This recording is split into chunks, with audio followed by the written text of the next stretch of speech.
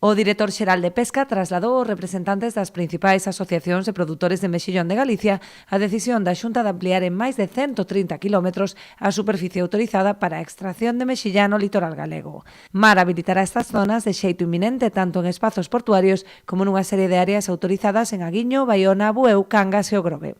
Temos a disposición de 130 km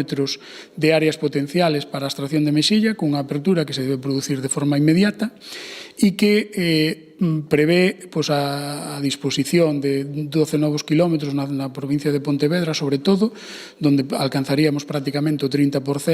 das zonas que antes estaban dispostas para a extracción exclusiva do percebe e, por outro lado, 120 kilómetros en áreas portuarias, donde temos constancia tamén de que existe importantes bancos naturais de mexilla. Esta medida forma parte dun plan a longo prazo que contempla 12 actuacións encamiñadas a paliar a escaseza de semente de mexillón. Está dotado con 2 millóns de euros e implicará unha decena de investigacións sobre o cultivo e fixación da mexilla en batea, así como a súa produción en criadeiros. Temos que ter claro como lle poden afectar os cambios nos propios sistemas de cultivo, nas propias extracción do recurso e, por outro lado, saber tamén que lle pode estar afectando a fixación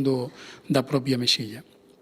A maiores, é certo que temos que seguir tamén dunha forma máis intensa como está sendo a campaña e como está sendo a fixación de mexilla nos bancos naturais e tamén traballar en liñas que permitan dispoñer de maior volumen de mexilla que non só seña dos bancos naturais. Estou falando de dispoñer dunha flexibilidade na disposición das cordas colectoras,